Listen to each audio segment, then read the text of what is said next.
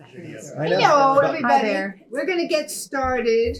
Thank you, everybody, for joining us on this International Women's Day for an event that we have held here, or actually last year's was a huge one at the UU Church. For those who remember that one, that was a special Gloucester 400th one. But ordinarily, it's like we just, casually gather here and we read little snippets of. Yeah, just grab a chair there. And were you planning to read?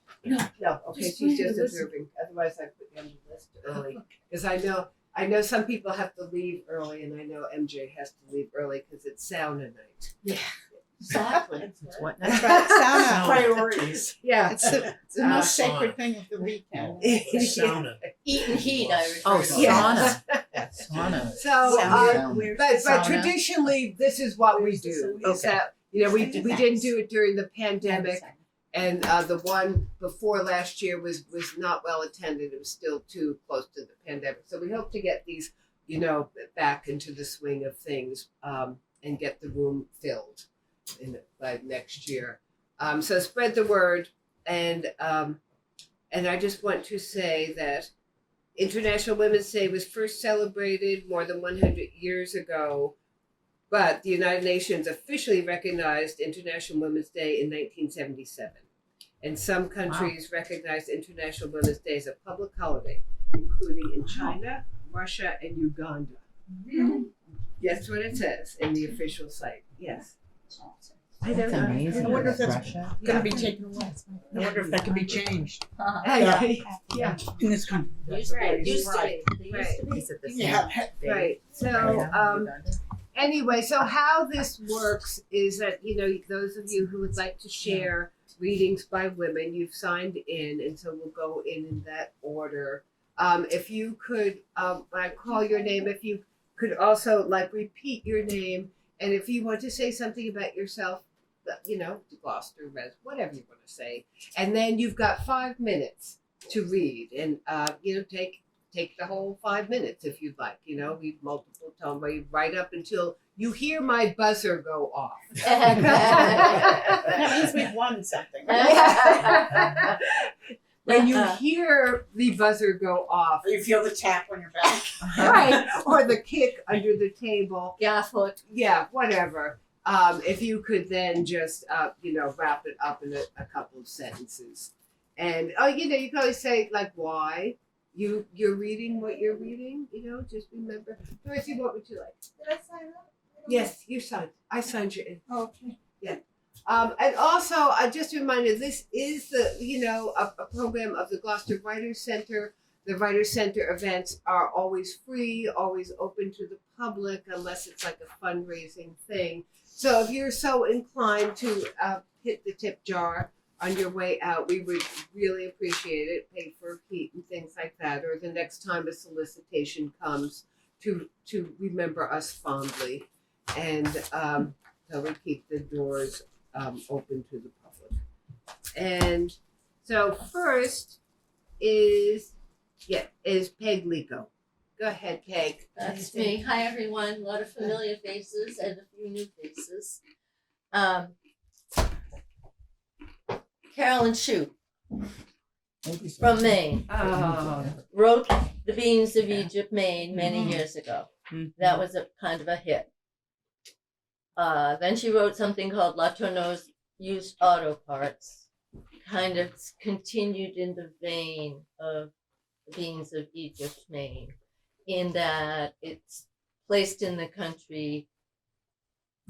Logging trucks are in the background. Trailer trucks are everywhere. Poverty is patchy. Poverty is permanent. There are middle-class homes and houses not that terribly far down the road. But it's rural Maine. And this book, I think, really I just believe she's truly overlooked. I think she's the John Steinbeck of the 20th century for women. I really find her to be stunningly, incredibly talented and telling of place and of people. And so I'm going to read from this book where a lot of the action takes place in a country store. So if you think about Maine and you think about a country store, and you'll kind of be settling in on a stool, listen in. At Moody's Variety and Lunch, there's no ever sneaking in. No matter how good you are as a quiet person somewhere else, Moody's screen door all but screams your name. Jingle bells, chrome bells, brass bells, and bonging cowbells, and the bang of the door itself. And then that softening, chuckling, hush, small golden tinkle at the very end. Jeannie Moody at the register gives the boy a nod. Bare-chested, fat boy, dungarees cinched around the belly with something, could be a horse harness. Then there's his green cotton work cap, a perfect fit against the short, dignified fringe of his dark brown hair. He has just come in out of the bright street. He has come here on a tractor, alone like a small man.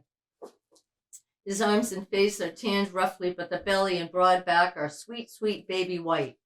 Behind him, beyond the screen door, Rummery Road buzzes with heat, pounds and rattles with trucks from the sandpit and from town, their pewy black stink mixing and swirling, hanging low.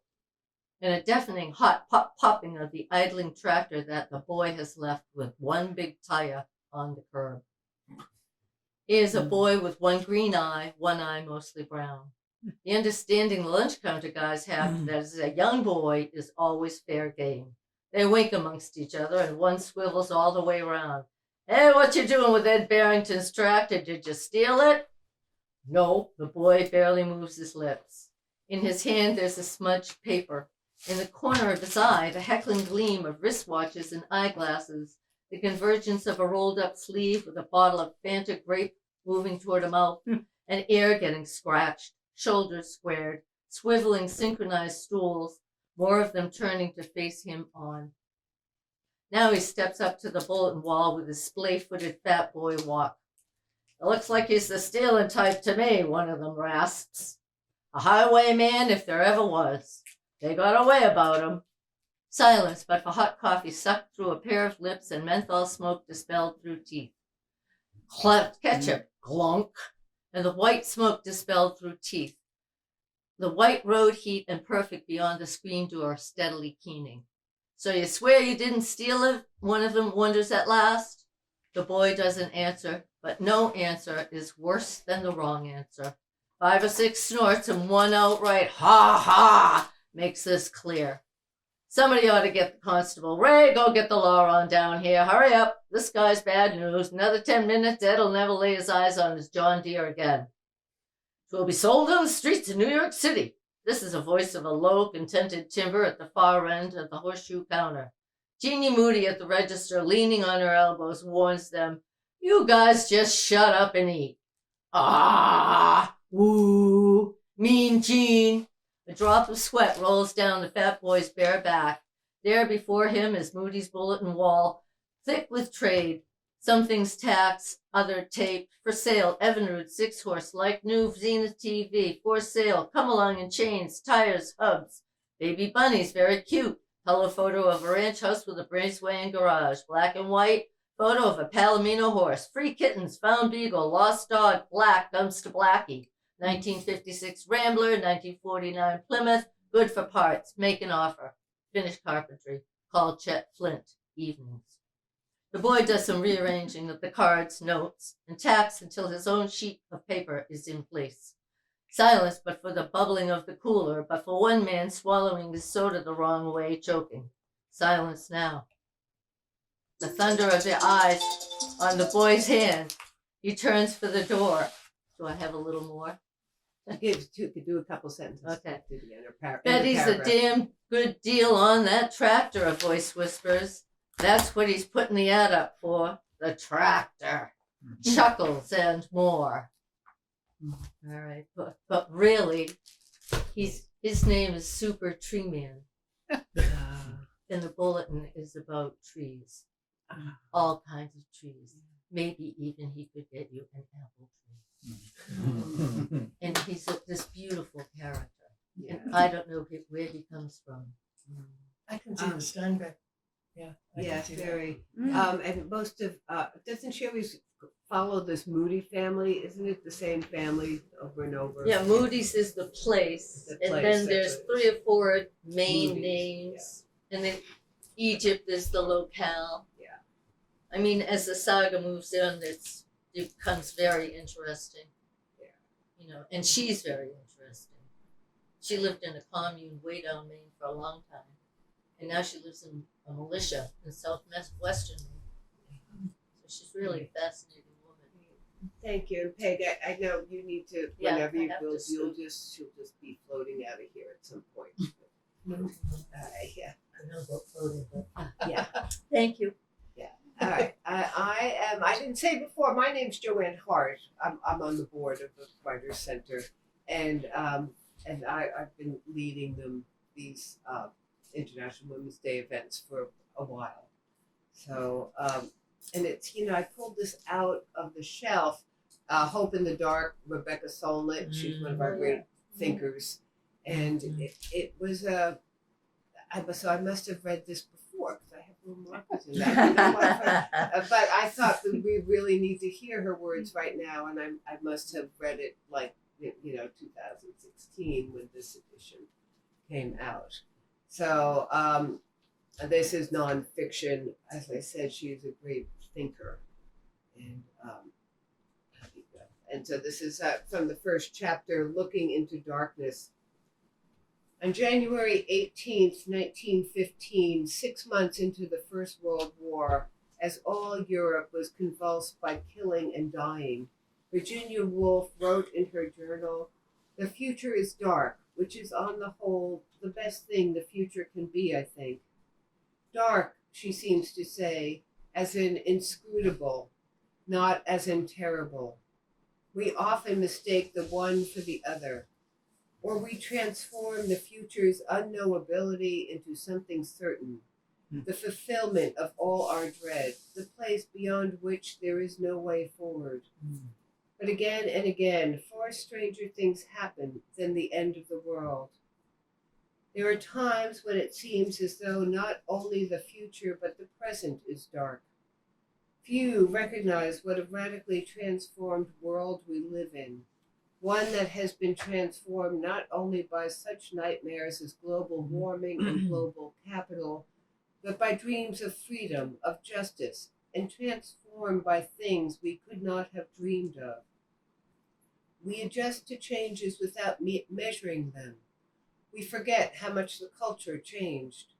The U.S. Supreme Court ruled in favor of gay rights on a grand scale in the summer of 2003, and in late 2004 refused to re-examine the Massachusetts State Supreme Court ruling affirming the right to same-sex marriage, rulings inconceivable a few decades ago. What accretion of incremental, imperceptible changes made them possible? And how did they come about? And so we need to hope for the realization of our own dreams, but also to recognize a world that will remain wilder than our imaginations. It's always too soon to calculate effect. I once read an anecdote by someone in Women's Strike for Peace, the first great anti-nuclear movement in the United States, the one that did contribute to a major victory, the 1963 Limited Test Ban Treaty, which brought about the end of above-ground testing of nuclear weapons, and of much of the radioactive fallout that was showing up in mother's milk and baby teeth. And WSP contributed to the fall of the House Un-American Activities Committee, the Department of Homeland Security of its day, positioning themselves as housewives and using humor as their weapon. They made HUAC's anti-communist interrogations ridiculous. The woman from WSP told of how foolish and futile she felt standing in the rain one morning protesting at the Kennedy White House.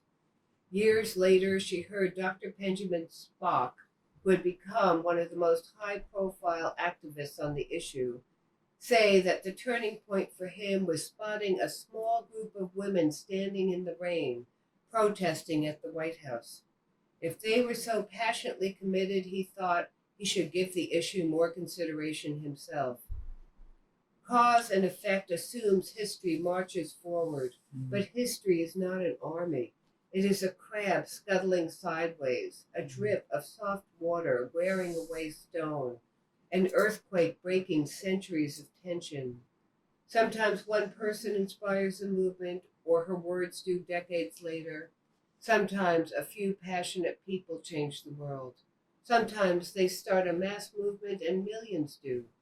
Sometimes those millions are stirred by the same outrage or the same ideal, and change comes upon us like a change of weather.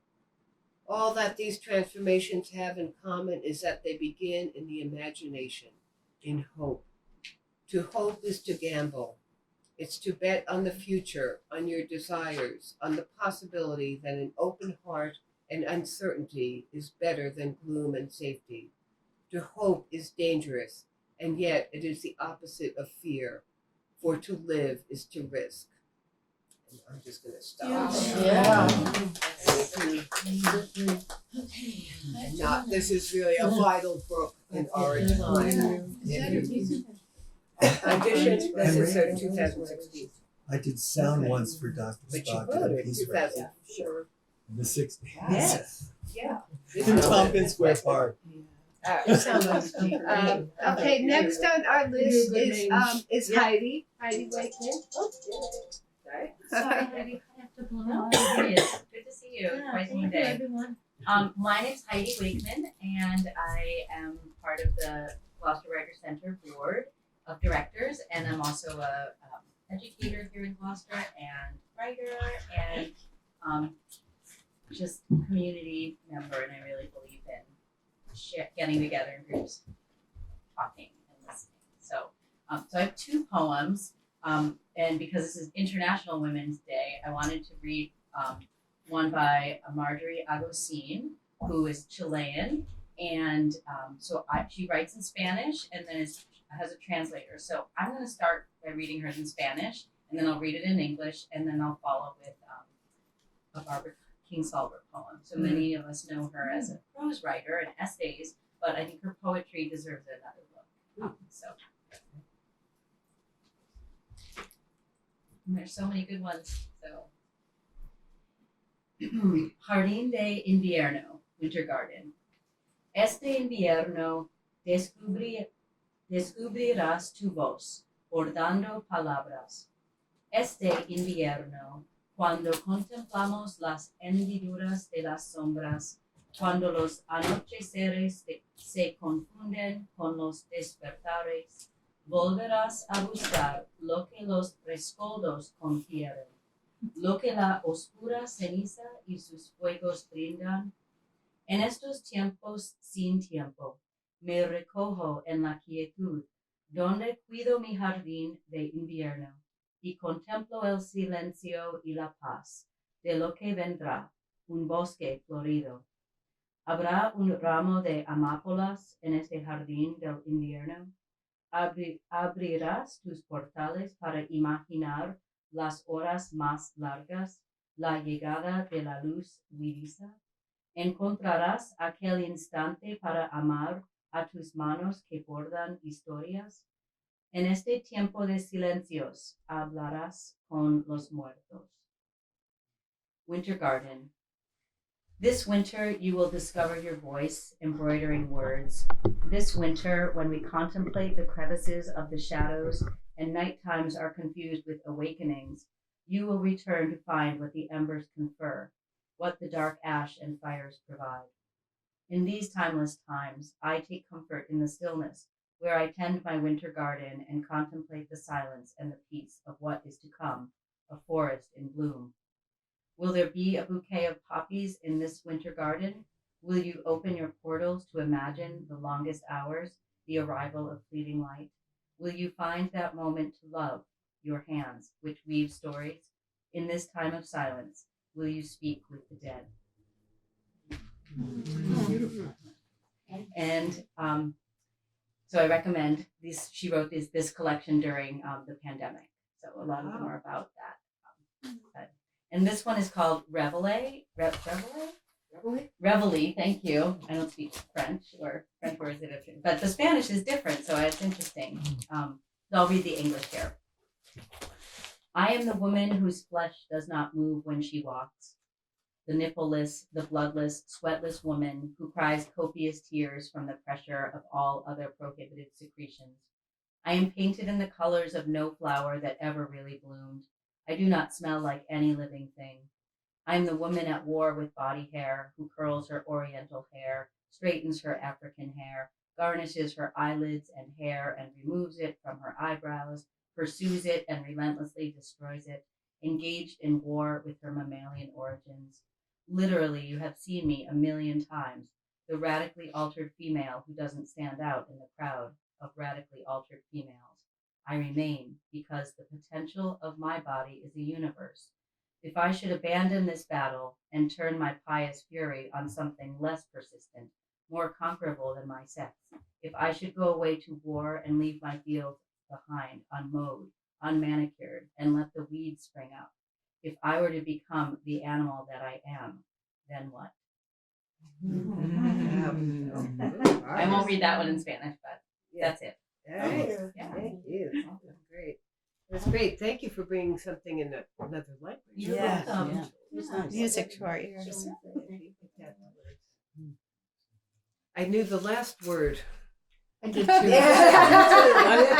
What I thought I was hearing and what the actual I knew thing moss. was in I kept English hearing- were very different. Yeah, moss and the left one was great. Yeah. Who's the author again, Heidi? Marjorie Agosín. Yeah. And she is a professor at Wellesley College. So, Yeah, it's interesting how it sounds so completely different. I mean, that it's just it. Yeah. The tonality is just Yeah. like different. Well, and because of the words. Yeah. and also so Barbara Kingsolver wrote these poems in English, and then another person translated them to Spanish. So I felt like they're beautiful in Spanish as well, but I really wanted to honor the original language and also share it for comprehension. So, Wow. yeah. That's great. Susan Steiner? Oh, me. Okay. You know, I was thinking about this earlier about it being international. My name's Susan Steiner. That it being International Women's Day. And I remembered that when I was just at the beginning of the women's movement and the, end of high school, and I was infuriated that books had in the index women, that they were listed in the index because the book was about men, and then they were an other. And they were an other because, because there needed to be others in order for the men to exist. But it felt like a way of denying an individuality and a humanity, like completely of people. And it's nice that they're special days, but it's like oppressed people get special days. Yeah. It's because every other day isn't. So And they get to be in the index. right, yeah, and they get to be in the. I remember that striking me. It will be a fine day when they're. what you mean. There is, It's weird. yeah. So, Caste was just mentioned earlier in my day, and I like her a lot. I like what she has to say in her process of getting there, and the film is a good addendum to this because the film is basically about Isabel Wilkerson writing this book. So you're kind of getting the internal mind of what you go through to write a book like this, which is about caste and.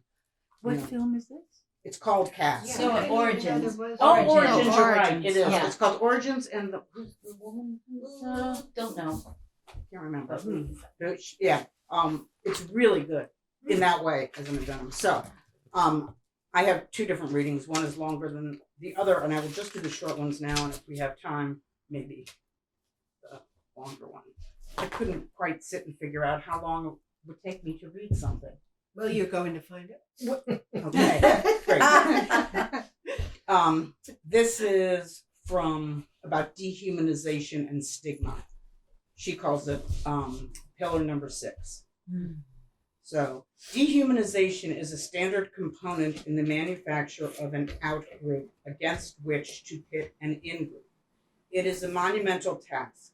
It is a war against truth, against what the eye can see, and what the heart could feel if it allowed to do so on its own. To dehumanize another human being is not merely to declare that someone is not human, and it does not happen by accident. It is a process of programming. It takes energy and reinforcement to deny what is self-evident in another member of one's own species.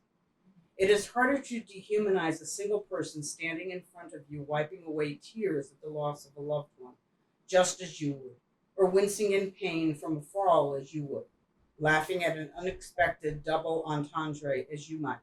It is harder to dehumanize a single individual that you have gotten the chance to know, which is why people and groups who seek power and division do not bother with dehumanizing an individual. Better to attach a stigma, a taint of pollution to an entire group. Dehumanize the group, and you have completed the work of dehumanizing any single person within it. Dehumanize the group, and you have quarantined them from the masses you choose to elevate, and have programmed everyone, even some of the targets of dehumanization, to no longer believe what their eyes can see, to no longer trust their own thoughts. Dehumanization distances. I think I might have just read the wrong thing. But We it were was good. something Very like- good. It is really good. I Very just powerful. I know. I had marked it all. But anyway, that's that was real funny. Yeah, Is that the stopping point? yeah, that's the stopping part. Thank you. Yes. Someone gave me that book a few years ago when it first came out, and it's been sitting on my shelf, but I wanted to read it. Yeah, same. Yeah. I have Well, it. you also it's a book. I didn't read it from beginning to end, as Yeah. straight stories. Picked it up and read it. It's good.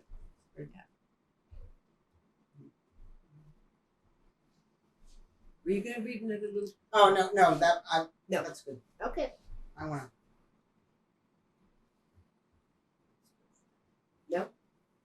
Yeah, I think I lost it in here, so I'm not going to, unless I have All right. many minutes. If you find it, you Okay. still have time. There's time at the end. That was a very powerful passage. All right. Okay. Come back to me if there's time at the end. I'll come back to you. All right. Nikki. Yes, I'm Nikki Richon-Schoel, for those of you who don't know me.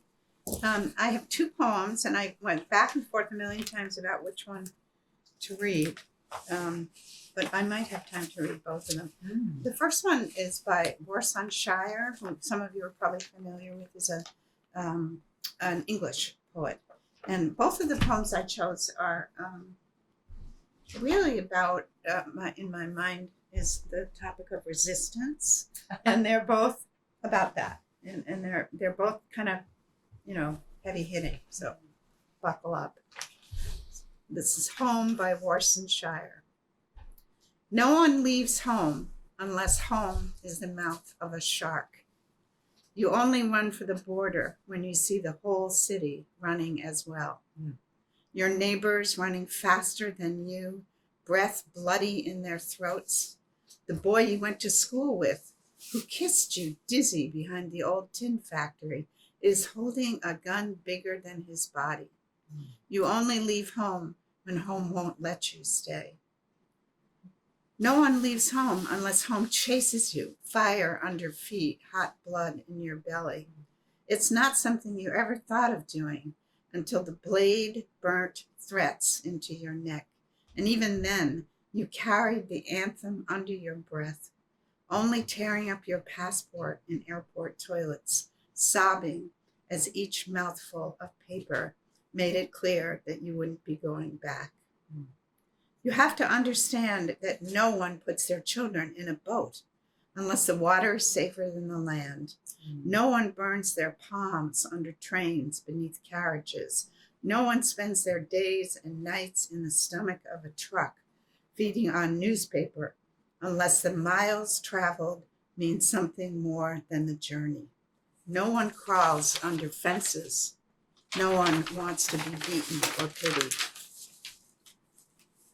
No one chooses refugee camps or strip searches where your body is left aching, or prison, because prison is safer than a city of fire.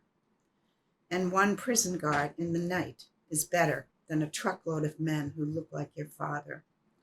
No one could take it. No one could stomach it. No one skin would be tough enough. The go-home blacks, refugees, dirty immigrants, asylum seekers, sucking our country dry, niggers with their hands out, they smell strange, savage, messed up their country, and now they want to mess ours up.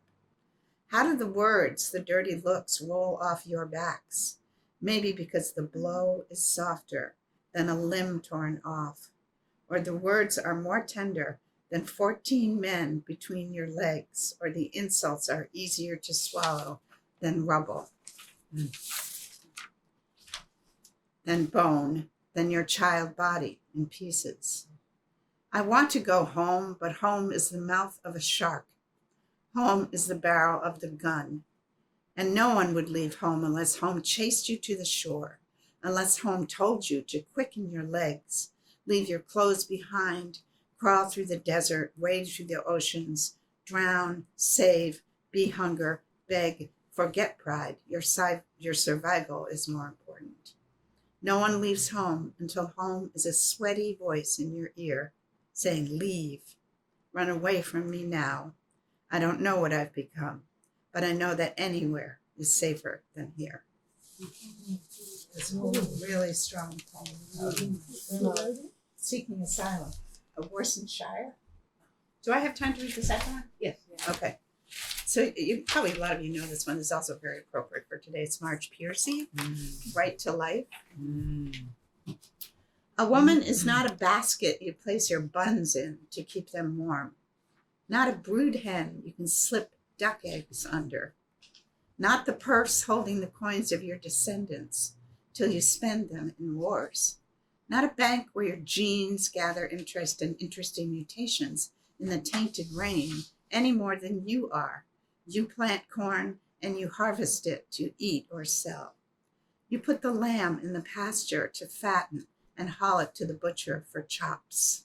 You slice the mountain in two for a road and gouge the high plains for coal, and the waters run muddy for miles and miles. Fish die, but you do not call them yours unless you wished to eat them. Now you legislate mineral rights in a woman. You lay claim to her pastures for grazing, fields for growing babies like iceberg lettuce. You value children so dearly that none ever go hungry. None weep with no one to tend them when mothers work. None lack fresh fruit, none chew lead or cough to death, and your orphanages are empty. Every noon, the best restaurants serve poor children steaks.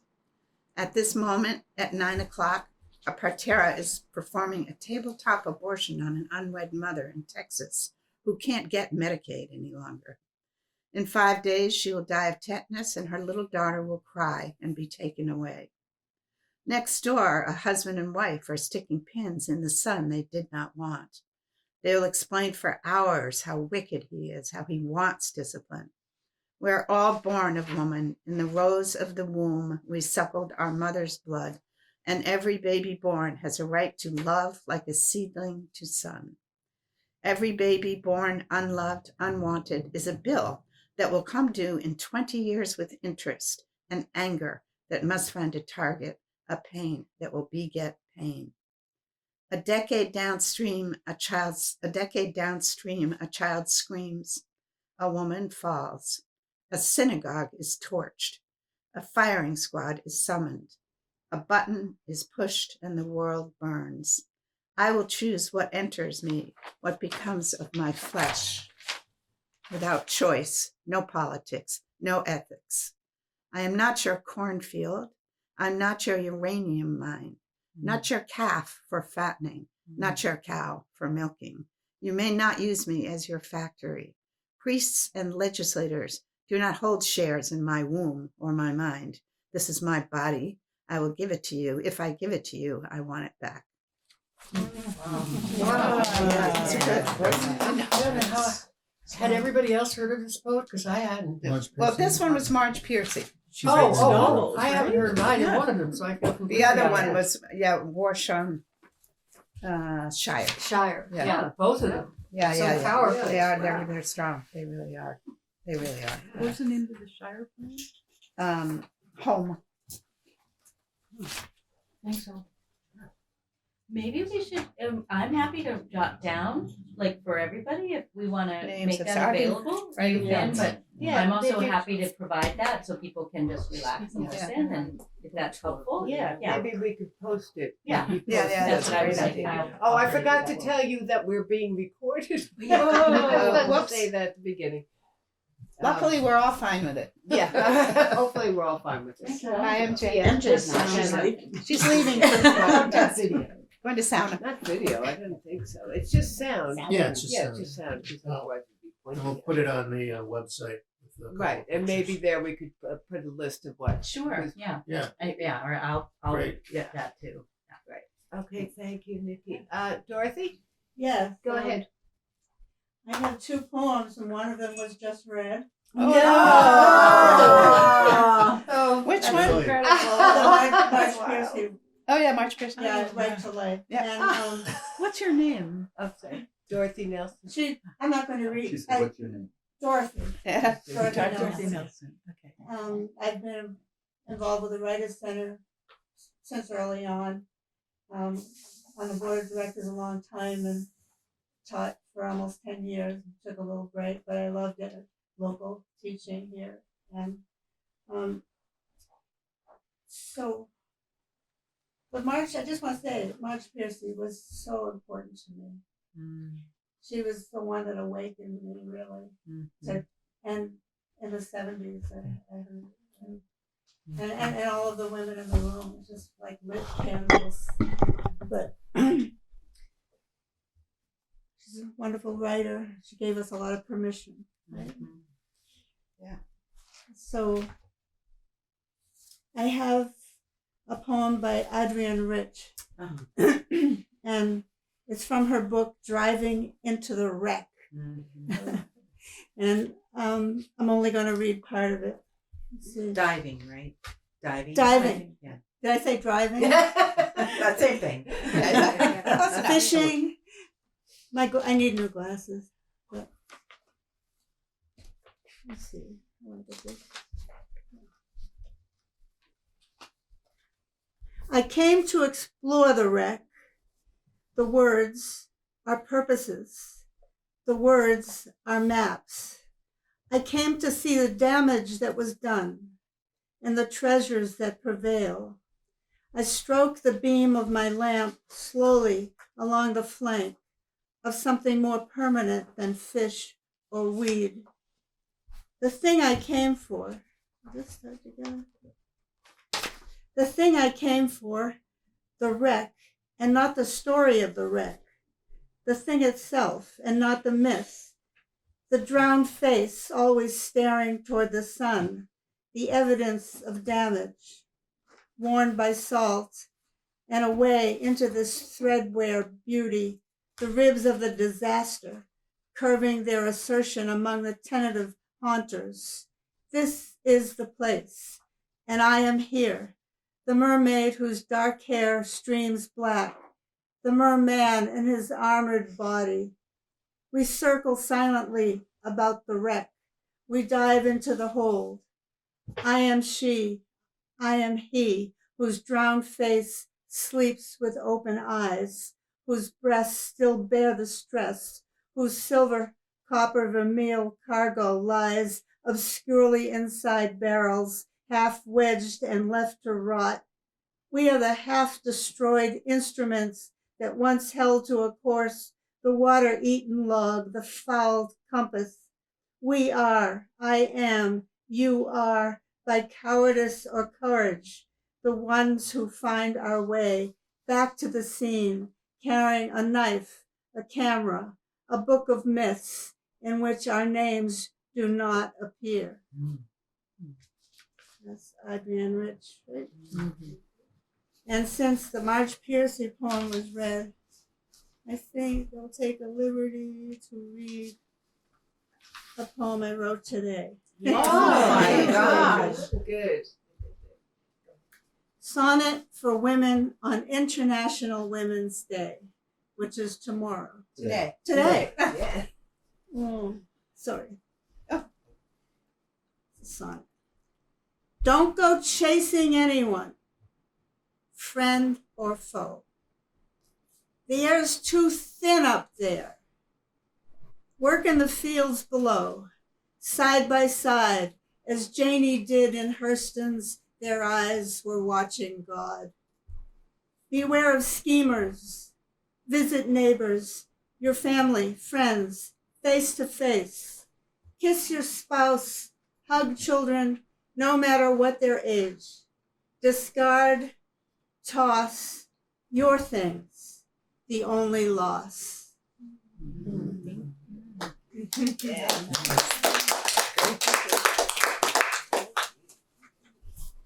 Oh, good. I was hoping that you'd bring that today. Thank you. Okay, so, and who would bring that next?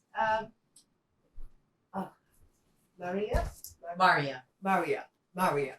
Thank you. Marya DeCarlen. DeCarlen. Thank you. So again, my name is Marya DeCarlen, and I learned about this event from Nikki at the International Women's Day rally today. We've been busy. Right. Yeah. And I've seen this building with the pencil on it. I just moved here about 6 months ago. Oh, what? So I knew immediately what Nikki was talking about. And she said, meet me at this address. And I said, is that the building with the pencil? Anyway, it's been lovely to be with you. And I'm like having a deja vu experience. When I was in college, many, many years ago, we had this thing called a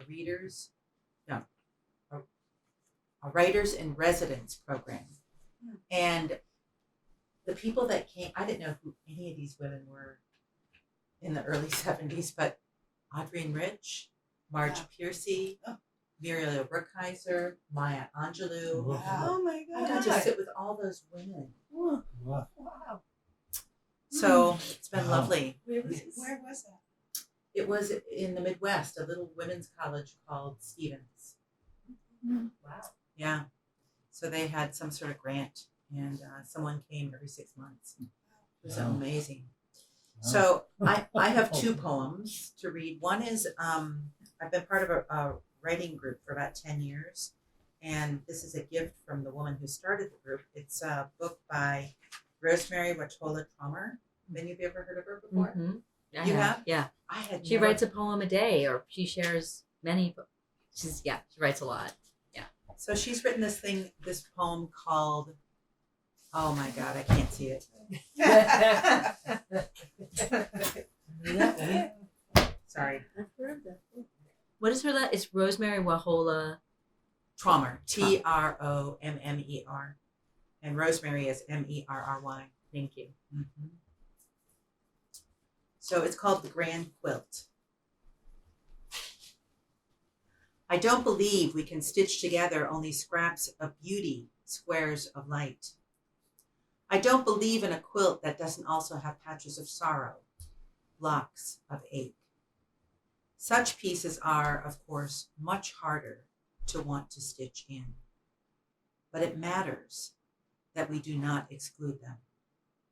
It matters right now that we don't pretend they do not exist. It matters that we sew every piece into the grand cloth. It matters too how we see these pieces, in perhaps using our finest silk thread, perhaps with an elaborate stitch our grandmother taught us, or perhaps we must use a stitch we make up, because no one ever taught us how to do this most difficult task, to meet what at first seems unwanted, wrong, and to incorporate it into the whole, and to do this for as long as we can stitch. That's how long. Love it. And then I brought another, do I have enough time for Yep. another poem by a really well-known poet named Mary Oliver. Oh my gosh. Here it is. Yeah. It's called Joy is Not a Crumb.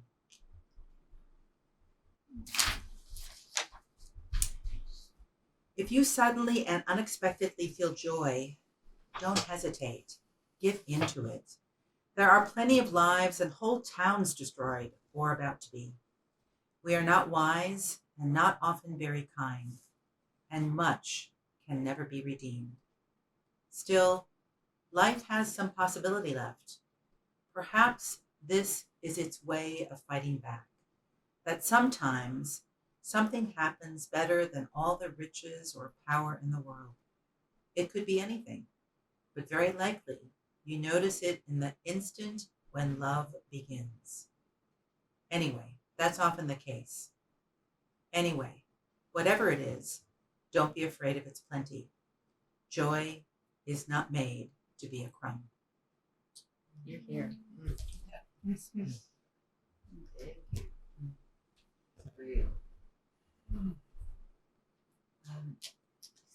Yeah. Tama? Tamra, yeah. Tama? That's right. Yeah. I don't know that. Oh, Vasir. This year. I have 2 books. I almost had 3, but it wasn't room for my wine. I just forgot it. Judy Bloom's book I almost brought because she's the most banned book author in the United States. And she signed it, but I was obsessed. But I have Lydia Davis, Our Strangers, and she did not publish this, or you cannot purchase this book on Amazon. It's published through Bookshop. I think it was one of the first books that they published because they're a bookseller. Interesting. Yeah. And they worked together to make this happen. There's a Tin House Between the Covers podcast about it, long form, very long, for 2 hours. If you're interested in hearing stuff. But this is Claim to Fame number 7, A.J. Iyer. The older half sister of an early boyfriend of mine, it was revealed many decades after her conception, was the daughter, until then unacknowledged, of the British philosopher and Oxford Don A.J. Iyer.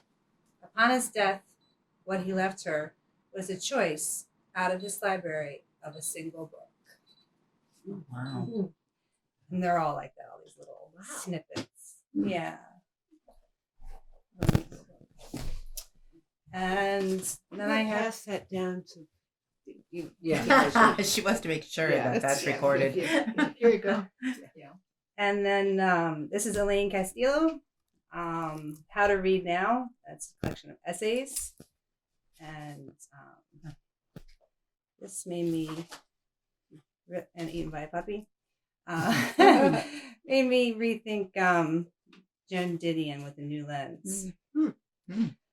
Letter from Paradise, 29 degrees, 19 minutes north, 157 degrees, 52 minutes west. Didion's anxious love song to Hawaii, which appears in perhaps her most famous essay collection, Slouching Towards Bethlehem, is helpful to read alongside Democracy, not only because Didion, as narrator, claims that Democracy is a novel she wrote instead of writing a book about Inez's dynastic Honolulu family, but crucially because it's in the former that Didion maps out the way she thinks about places like Hawaii and the position from which she writes.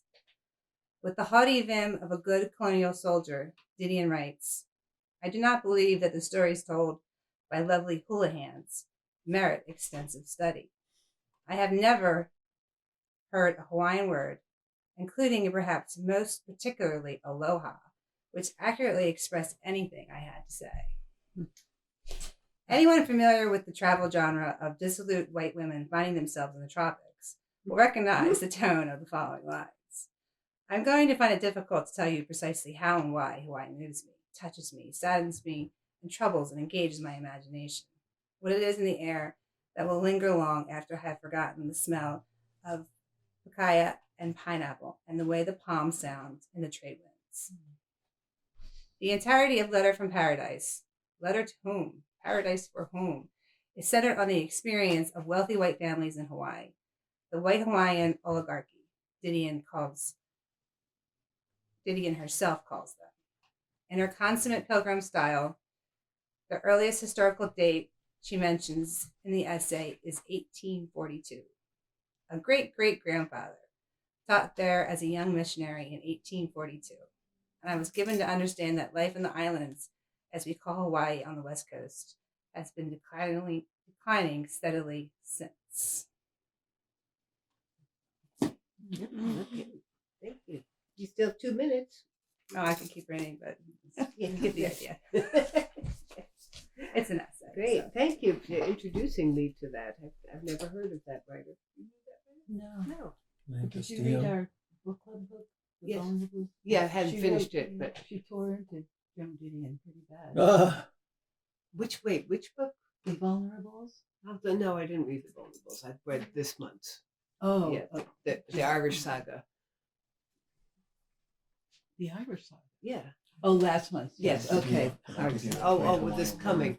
The Oh, yeah, a lot of yeah. yes, Yeah. Vulnerables. Joan Didion listens to my I'll send this. according to Yes, the I I know. better What did it sign say about Joan it. Didion? Yeah. A book I just read, a novel called The Vulnerables, did a segment on Joan Didion and portrayed her as not a very nice lady. Well, As what? Not a very nice lady. Oh, This is Yeah, I think she wasn't. She was a terrific writer, but I think she betrayed her own self in magical thinking in that book. She did not come across as a really empathetic feeling. No, me too. And I don't know why people praise that book Yeah, so much. I know. I thought, what? I was about to read it again Again, because I lost my husband, but I thought, I didn't like it the first time. I don't see where it touches. But I felt like I should, you know. Yeah. Yeah, I know. People just feel they should because it's Joan Didion. Yeah, and it's Yeah. about grief and the I loss. know. right I was now. like, this is not Yeah. magical Yeah. thinking. All right, Natalie, you're our last reader. So I'm Natalie Simon. I live in Lanesville, pretty close to these two people. Oh, wow. As it happens. So I got this really beautiful journal. We all have some of these, maybe multitudes in our possession. And what I thought I would do with it is insert all the poems and pictures and whatever that I come across that are very special. Yes, I've had it for about maybe 10 years, and look, it's empty. Oh, There's a whole lot of things stuff that come in, go yeah. in. So that's where I consulted this morning when I was looking at what I would read, which are I've got 3 disparate poems. The first one is written by a Polish poet. I don't have the original Polish, nor would I even dare to read it. And I wonder if I dare to pronounce her name, but it's Wisława Szymborska. She won the Yes, Nobel Prize in 1996. Yes. Entitled Portrait of a Woman. She must be willing to please, to change so that nothing should change. It's easy, impossible, hard, worth trying. Her eyes are, if need be, now deep blue, now gray, dark, playful, filled for no reason with tears. She sleeps with him like some chance acquaintance, like his one and only. She will bear him 4 children, no children, 1. Naive, yet giving the best advice. Weak, yet lifting the weightiest burdens. Has no head on her shoulders, but will have. Reads Jaspers and ladies' magazines. Doesn't know what the screw is for, and will build a bridge. Young, as usual young, as always still young. Holds in her hands a sparrow with a broken wing. Her own money for a journey long and distant. A meat cleaver, poultice, and a shot of vodka. Where is she running so? Isn't she tired? Not at all, just a bit, very much. Doesn't matter. Either she loves him or has made up her mind to. For better, for worse. and for heaven's sake. Yeah. And this is a poem you've probably all have heard it before, but I love it. Still I Rise by Maya Angelou. You may write me down in history with your bitter, twisted lies. You may trod me in the very dirt, but still, like dust, I'll rise. Does my sassiness upset you? Why are you beset with gloom? 'Cause I walk like I've got oil wells pumping in my living room.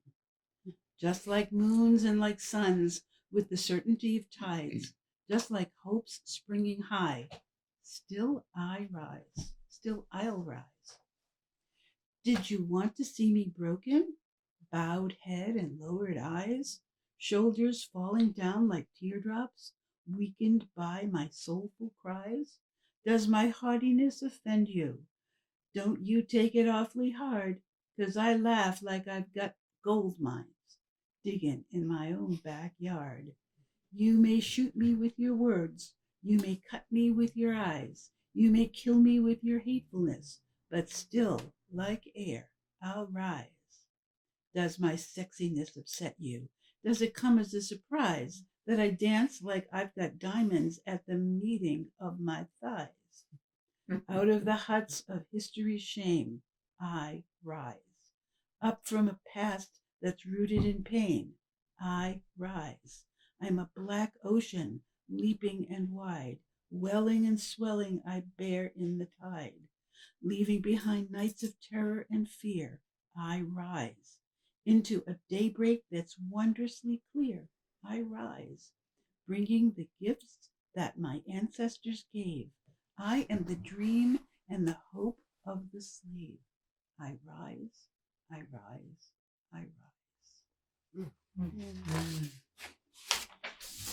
And if I have time for one more, okay. This sacred to the profane, I don't know. Good Bones. This is by Maggie Smith, and I know nothing about her. Oh, yeah. Oh. Just read that poem this week. Oh, wow. Okay, Wow. Good Bones? Yeah. Awesome. Wonderful. Wow. That Okay. made her famous. Is it? Really Yeah. Okay. catapulted her career. All right, and it's not the Maggie Smith of Right, Right, Downton right. Abbey. That's what No, I thought no, it was. Yeah. Good Bones. Life is short. Oh, I keep this from my children. Life is short, and I've shortened mine in 1,000 delicious, ill-advised ways. 1,000 deliciously ill-advised ways I'll keep from my children. The world is at least 50% terrible, and that's a conservative estimate. So I keep this from my children. For every bird, there is a stone thrown at a bird. For every loved child, a child broken, bagged, sunk in a lake. Life is short, and the world is at least half terrible. And for every kind stranger, there is one who would break you. Though I keep this from my children. I'm trying to sell them the world. Any decent realtor walking you through a real shithole chirps on about Good Bones. This place could be beautiful, right? You could make this place beautiful. Thank you. It's great. Yeah. Great. Three poems there. Goes back in here, and I wonder if it'll ever go anywhere. Susan, did you find? Oh, yeah. You did. I did. Okay, go ahead. Well, I mean, this is the other one. You've I got- didn't go back You've to got that 3 one. minutes, 24 seconds. No! It's your balance. Of your allotted 5 minutes. That's funny. December 2016, 1 month after the election. He smelled of beer and tobacco. He was wearing a cap like the men at the rallies who wanted to make America great again. The people who had prevailed in the election the month before. His belly extended over his belt buckle. The years had carved lines into his face, and stubble was poking through his chin and cheeks. He let out a phlegmy cough. I had called the plumbing company because I had discovered water in the basement, and he was the one they sent.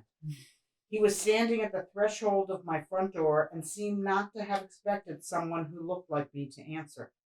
It's a predominantly white neighborhood, with joggers and cyclists and purposeful moms in yoga sweats pushing baby strollers, ponytails bouncing, maybe a labradoodle trotting behind, landscapers and trucks and housing crews squeezed past each other on every side street. I was used to that reaction. Is the lady of the house at home? Oh, A leafleter or survey taker will ask me, the only lady in sight standing right there in front of them.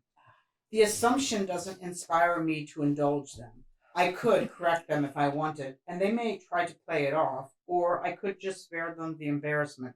No, she's not here, I'll say. They never press me, never seem to suspect. Do you know when she'll be back? No, I don't, I'll say. Who shall I say is calling?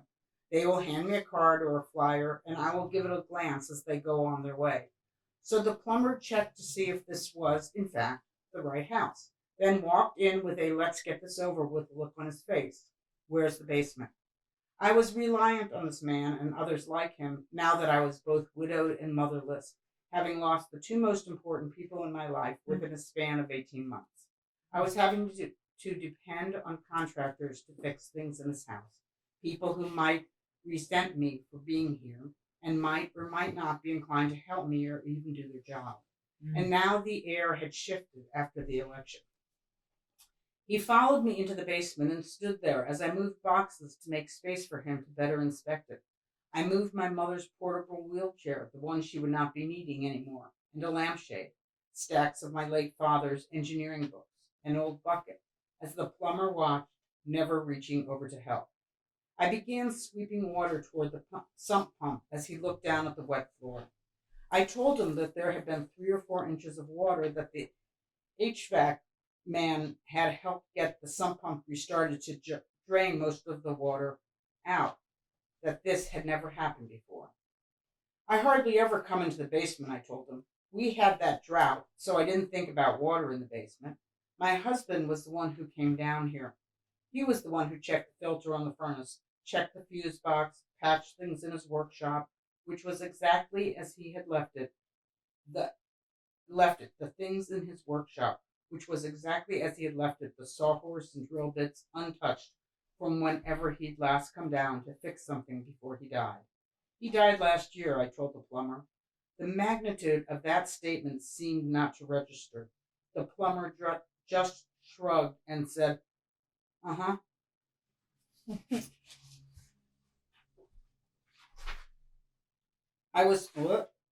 The plumber was now surveying the boxes and stepped around a few of them, knocking a lampshade and wreath to the wet floor and not reaching over to pick them up. I kept sweeping. It appeared as if there was nothing for him to do, or at least I would say he wasn't going to do anything. He pointed to the sink. That's where the water is coming in, he said, looking to wrap this up. But the sink's never overflowed before, I said. It had to be more than that. How long has it been since there's been water down here? Maybe since the rains last week. There's a drain here somewhere. I wonder if it's clogged. I started moving boxes and was feeling more alone with him just standing there. I lifted a heavy box and he watched, made no gesture to help. He merely said, "You got that?" I had moved enough boxes to see where I thought the drain would be and still didn't locate it. It seemed this should be part of the troubleshooting, but he showed no interest. Maybe it's the sump pump, I asked. He went to look at it. Nothing wrong with the sump pump. I now noticed packaging popcorn floating in it. Could that have kept the sump pump from working? No, he said, but the sump pump needs cleaning out.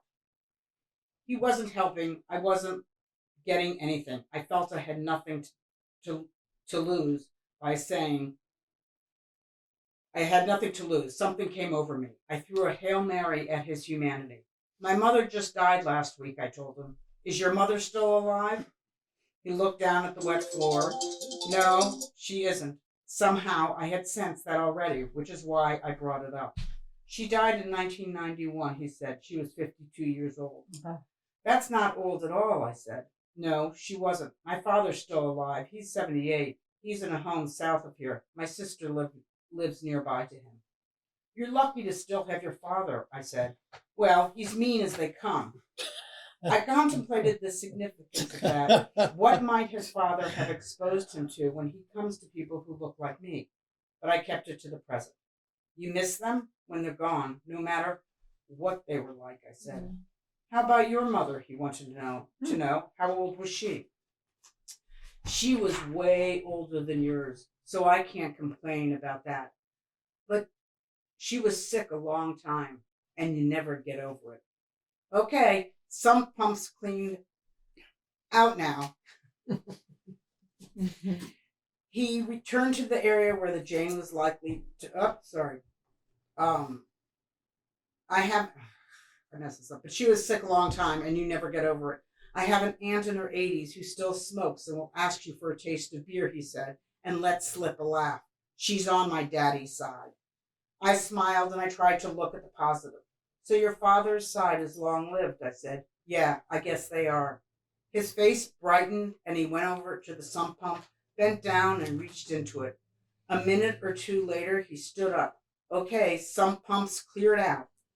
How different things had been just minutes before. My mother must have been talking to your mother, I said, and telling her to get her boy to help her girl down there. My daughter needs your son's help. We smiled at the thought of that. Oh, wow. beautiful. Yeah. Oh, That's very sweet. Didn't expect that. I know. Yeah. It's, I mean, it's a lot about humanity. This what I like about Humanity and inhumanity. well, humanity and lumping people, not having individuality. Great. Any kind of individuality. Wow. Wow, you can turn somebody too, you know. She turned them. Yeah. well, thank you, everybody. It's all Thank you. all the women and another International Women's Day.